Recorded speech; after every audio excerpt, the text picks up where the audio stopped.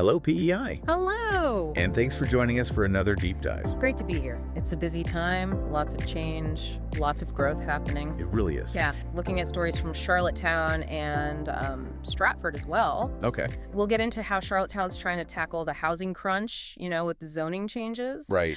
And there's a really interesting plan for, a historic downtown property. Oh, yeah? And then Yeah. over in Stratford, well, there's a proposed development that's sparking some pretty intense debate.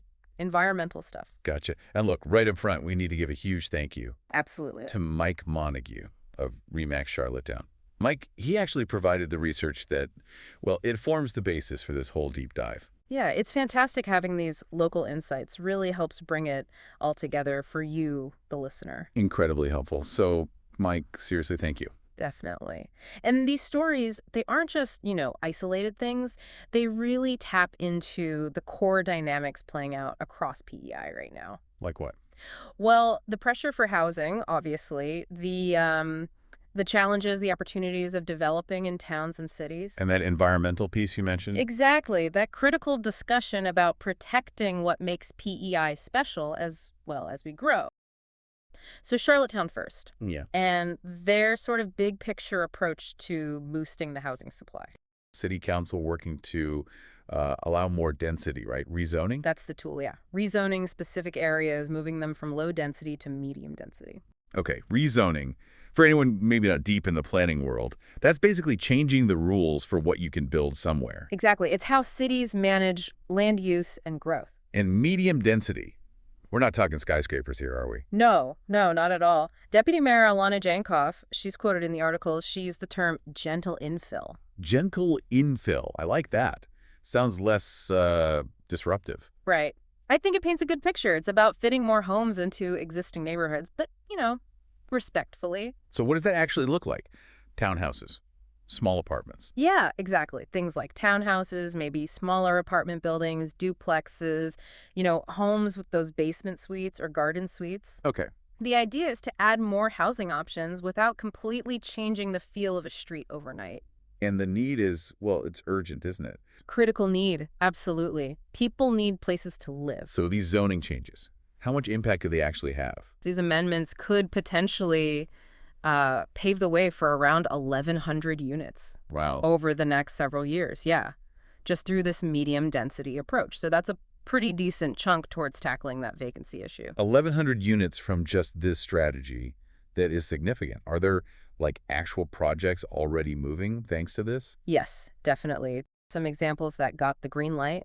One amendment cleared the way for a project on Mount Edward Road, multi-phase thing. Okay. That one alone could eventually bring maybe 150 units, starting with a 47-unit apartment building. Mount Edward Road, that's already a busy area. I think Councilor Mitch Tweel raised that. Traffic concerns. He did, yeah. He was reflecting what residents were worried about, called the potential traffic increase unprecedented. Unprecedented. Strong word. Yeah, he compared it to North River Road.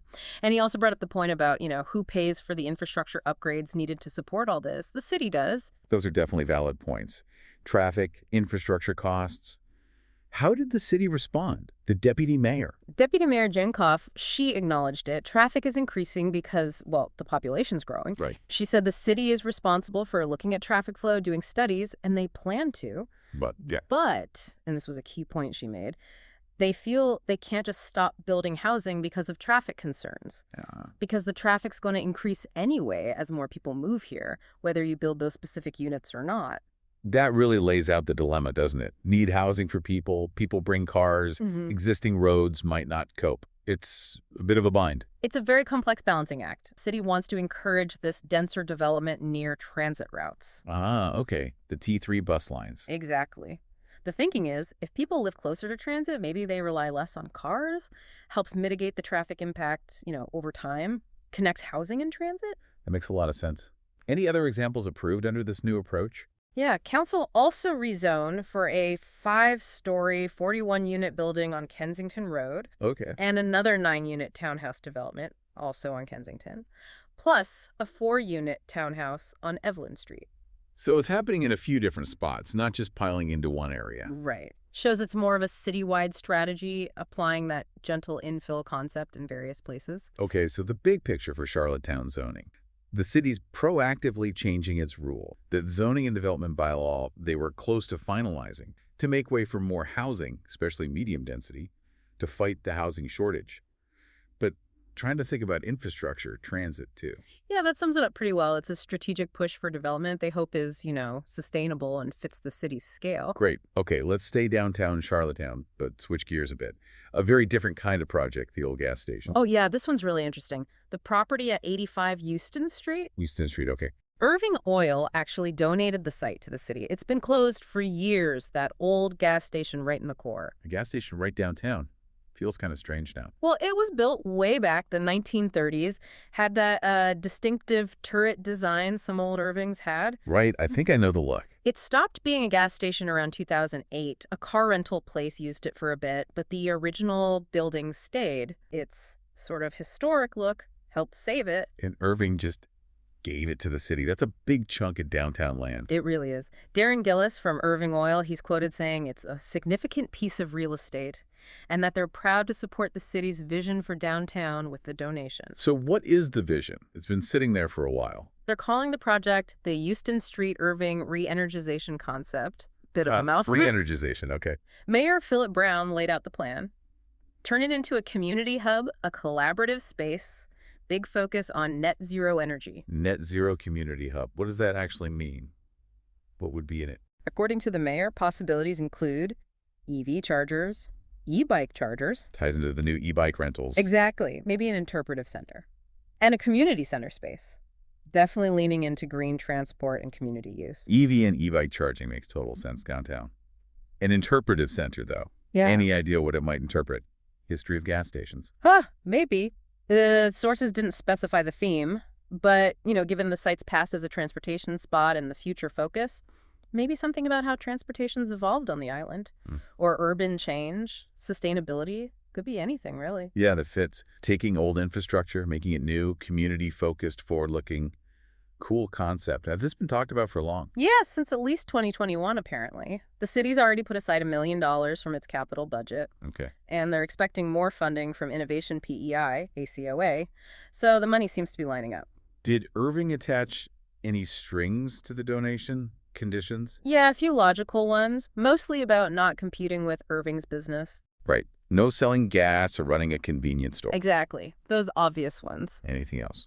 Affecting timing or plans? Yes, a pretty strict timeline. Work has to start within 18 months of the deal. Okay. And be mostly done within 36 months. 3 years. Wow. And if it's not substantially finished in 48 months, 4 years, Irving can buy it back for $1. Whoa, okay. So real pressure on the city to get moving. Can't just let the concept sit there. Definitely puts a fire under them. But Mayor Brown sounded optimistic in the article, said, still T's to cross and I's to dot, but the announcement means they can really push ahead. When might construction start? He was hoping maybe within 3 to 6 weeks. Also mentioned hoping to work out details with Irving on maybe sharing maintenance costs later, but that wasn't set yet. Okay, so this Euston Street project. Yeah. Clear example of urban renewal. Taking an old, underused site, giving it a modern, green community purpose, all thanks to a big corporate donation, but with a tight deadline attached. That nails it. Preserving some history, but giving it a totally new life that fits where the city's heading. All right. Let's shift gears now, head over the bridge to Stratford. Right. Where a proposed development is really stirring things up. Growth versus environment. A proposal by R&D builders. It's in the Forest Trails subdivision. Okay. They applied to rezone land at the end of Hollis Avenue, change it from medium density to high density. We just talked medium density in Charlottetown, townhouses, small apartments. So what's a high density mean here? What do they want to build? Well, on the rezoned piece, 32 stacked townhouses. Stacked townhouses. And then across the street on another lot they own, 2 apartment buildings, total of 78 units there. Yeah. So yeah, quite a bit more density than typical single-family homes or even medium density. And the opposition, where's that coming from? Primarily from the residents already living nearby. The sources show their concerns really boil down to 2 main things. Okay, what's the first? Just the sheer density increase. What's the second, maybe bigger issue? The really big sticking point, reading between the lines and what residents said, is that a good chunk of this proposed site includes what they strongly believe is protected wetlands. Uh-oh. Wetlands. Yeah. That always flags environmental concerns. It does. And the residents quoted are very, very clear about this. There's an existing signed development plan for Stratford that marked this whole area as protected. A signed plan. Yeah, and that any disturbance should be off the table. So what's the town of Stratford done? Public hearing? They held one back in October. Residents showed up, voiced strong objections. Okay. But despite that pushback, the town's planning committee actually supported the rezoning request. They supported it. Yeah, and the town council had already given the plan first reading approval. So it was moving through the official process despite the concerns.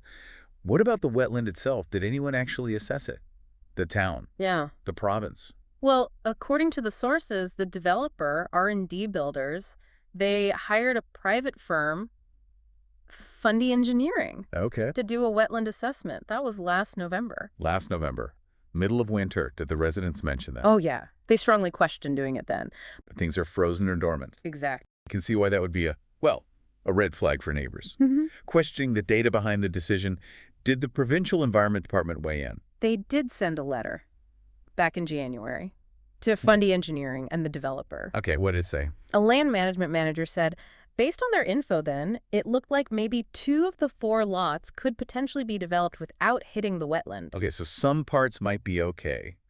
What about the other lots, the ones residents are worried about? The letter suggested there might be more wetland on another lot that could be impacted, and if so, it might need compensation. Compensation. Yeah, but the department said they couldn't know for sure until spring. They said provincial staff were willing to work with the developer on developing the lots as long as wetland impact is minimized. But any compensation for that potentially impacted lot, that had to be figured out in the spring after a proper look. Compensation for impacting a wetland. Paying money to damage it. Is that allowed under PEI policy? That's a really key point and kind of confusing. The sources say PEI's wetland policy does allow developers to pay into a fund if a wetland is developed. No. But, and this is the critical part, only if the government decides the wetland loss cannot be prevented. Ah, so it's supposed to be a last resort, not just pay a fee and build. That's certainly how environmental groups usually frame it, but the Stratford residents, they're clearly against it anyway. Feels like money replacing protection. That seems to be their view, yeah. Okay, so given their worries about the winter assessment, the potential destruction, what are the residents asking the Stratford Council to do now? Their specific request is postpone the vote, delay the rezoning decision. Until when? Until the province can do a new independent environmental impact assessment, an EIA, at the site. Done at the right time of year, presumably. Exactly. Spring or summer when you can actually see the wetland properly, get a clear picture before any zoning change locks things in. Seems pretty reasonable given the questions raised. How did the town respond to that specific request for a delay and a new assessment? Well, the Provincial Environment Department put out a statement. They said they got the request for an EIA, but handling planning concerns like this, that's the town of Stratford's job. So, passing the buck a bit. Sort of sounds like it. They did add that provincial staff have been working with the developer to minimize impact and will ensure impacts are minimized using existing rules. Okay, so the province says, towns call on planning, but will enforce environment rules. What about the town council itself? Councillor Jeff McDonald, he chairs the planning committee. He put out a statement, too, said the town's following all the rules, working with the province. Okay. But, crucially, he said the resolution council is voting on is only for rezoning. An environmental assessment, if it's required, wouldn't happen now at the rezoning stage. It would happen later, during the development approval process. Ah, okay. So the town's saying rezoning first, environment check later. But for the residents? It's effectively saying okay to destroying the wetland, no matter what checks might come later. That's the core conflict right there. Yeah. Process versus perceived outcome. Exactly. Residents see the rezoning vote as the point of no return for the wetland. The town sees it as a planning step, with environmental rules applied down the road. And it's worth noting, right, the residents quoted, they don't sound totally anti-development. Shows how local details really matter in whether people accept development.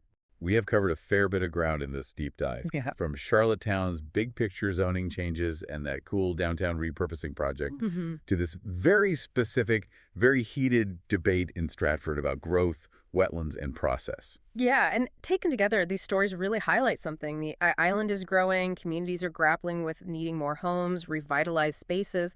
As PEI keeps growing, keeps changing, these stories show the crucial decisions about how and where that growth happens are being made constantly, often town by town, council by council. Right. So how do we, residents, developers, local governments, how do we collectively navigate all this? How do we make sure we balance that real need for homes and updated infrastructure with, protecting the unique character, the natural environment that makes PEI, well, PEI? Well, thank you for joining us for this deep dive, for engaging with this stuff. We hope digging into these articles together gave you some useful insights into what's actually happening on the ground with development and real estate here. Yeah, we really appreciate you spending your time with us. And again, one more massive thank you to Mike Montague of RE/MAX Charlottetown for providing the research that really made this deep dive possible. Hearing about all this activity, zoning, specific projects, conflicts, revitalization, it might get you thinking about the real estate market yourself. Could do, yeah. Maybe in a new way. And if these conversations about growth and development here on PEI do get you thinking about your own needs, buying, selling, whatever, well, Mike Montague at RE/MAX Charlottetown, he clearly has a deep understanding of the very dynamics we've just been talking about. For sure. Having someone plugged into these specific local issues, that's incredibly valuable when you're navigating the market. So thanks again, Mike, for the research. And thank you, our listener, for being here. If you found this deep dive helpful, interesting, valuable, please take a second to like, subscribe, maybe share it. Yeah, your support really helps us keep doing these. Keep exploring the topics that matter to you. Your engagement keeps the conversation going. Thanks for listening.